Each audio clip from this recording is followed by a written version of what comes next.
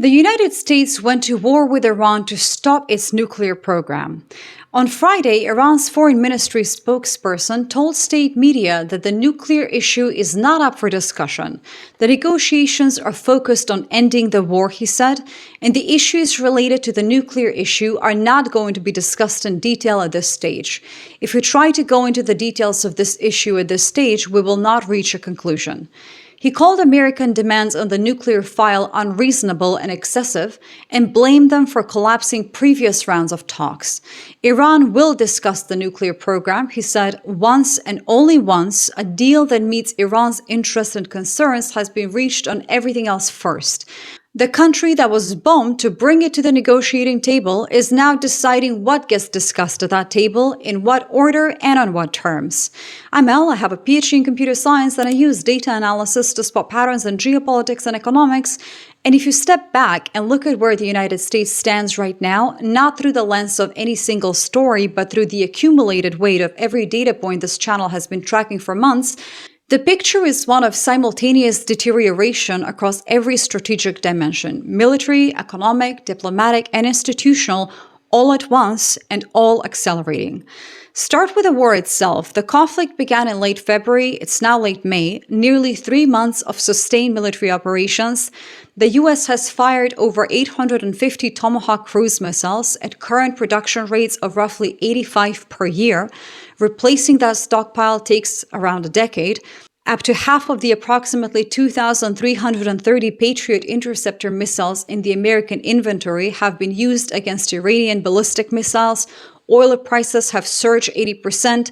The Strait of Hormuz, through which 20% of the world's daily oil supply passes, remains under Iranian control, with Tehran establishing a permanent administrative body called the Persian Gulf Strait Authority to manage transit and charge vessels for passage.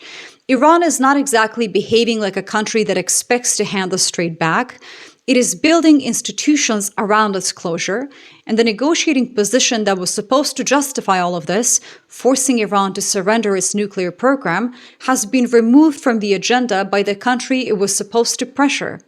Bagay could not have been more explicit. The nuclear issue comes last, not first. Iran's priorities are, of course, ending the war, ending the U.S. naval blockade, and resolving the situation in Lebanon. Pakistan has dispatched senior officials to Tehran to mediate because the United States cannot negotiate directly.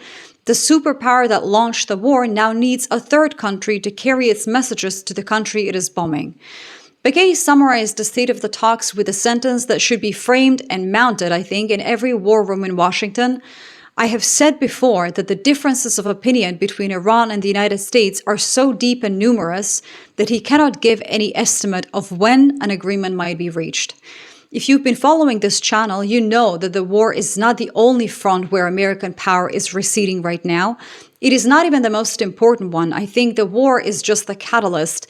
The structural damage is everywhere else. The bond market is in what HSBC formally labeled as a danger zone. The 30-year Treasury yield hit 5.2% just this week, an 18-year high. The 10-year hit 4.7%. At the start of the year, markets were pricing in rate cuts. They are now pricing in rate hikes. The Federal Reserve's new chair, Kevin Warsh, inherits the most divided FOMC in 30 years.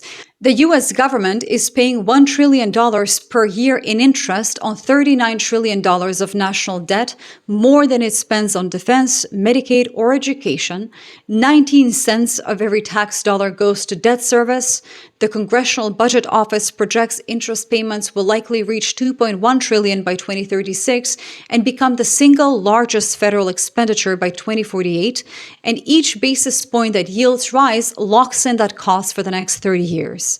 If you're trying to understand how to read through official narratives and see what the structural data actually shows, my book, Awake: The Practice of Critical Thinking in an Age of Self-Lies, is available as an ebook and audiobook. Subscribers get 10% off, and you can grab the first chapter for free in the description links below. The labor market is deteriorating underneath the surface as well. Moody's chief economist Mark Zandi says his vicious cycle index has been flashing recession since January. The probability of a downturn within 12 months sits at roughly 48%, more than triple the healthy baseline.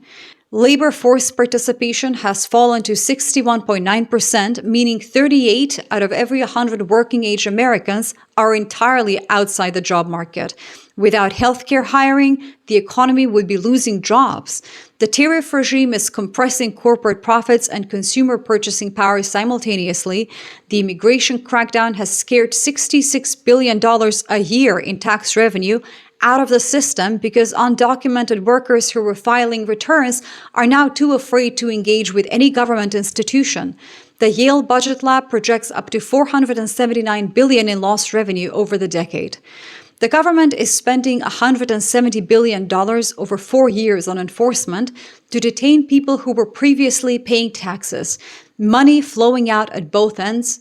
The diplomatic isolation is accelerating in parallel as well. China dumped Treasury holdings to their lowest level since the month Lehman Brothers collapsed, $652 billion, down from a peak of $1.3 trillion. Japan shed $47 billion in a single month.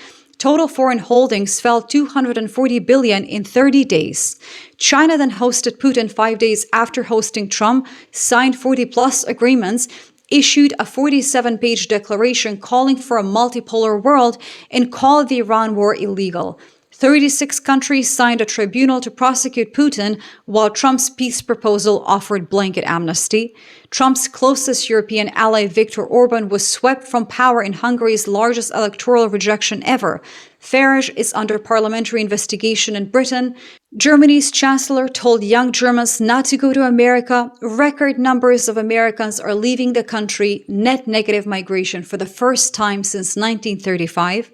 And Europe is building the replacement architecture across every sector simultaneously. Defense procurement shifting to European suppliers. Only 8% of Germany's purchases go to American companies. Iris Squared replacing Starlink. Wira replacing Visa and MasterCard. The tech sovereignty package restricting American cloud providers. Thales wrapping Google's cloud in a European legal cage. The Made in Europe Act redirecting 2 trillion euros in procurement. Mistral building AI data centers financed by European banks, ASML funding it all from Veldhoven, Canada joining the EU's defense procurement system with an 80% context exemption that no other non-European country has ever received. The entire post-war architecture that gave the United States its global position is being slowly replaced not by enemies, but by allies who concluded the architecture no longer serves them. I think that the Iran negotiations probably will not produce a deal before the summer. Iran likely will continue to set preconditions. The nuclear issue remains off the table. Oil likely stays above $100. Yields stay above 5%. The deficit exceeds $2 trillion. The recession indicator probably will keep flashing. And the country that started a war to demonstrate strength will likely find itself negotiating through Pakistani intermediaries with a country that will not discuss the issue the war was fought over, while its allies build alternative systems, its creditors sell its debt, its citizens leave, and its bond market prices in a future that looks nothing like the one its president promised from a rally stage when he said the words, "You're going to get tired of winning." Iran just proved him right. The bond market is tired, the allies are tired, the creditors are tired. The only thing that is not tired is the interest bill, and that one never sleeps. But while the US cycles between threat and retreat, Europe is using this chaos to accelerate its exit from fossil fuels entirely. I made a separate video on how Trump threatened to destroy Iran on Sunday and called off the attack on Monday, and why every cycle drives oil higher and makes Europe's green transition even more attractive. That's the one that I would watch next. Thanks so much for watching this one. Subscribe, and I'll see you on the next one.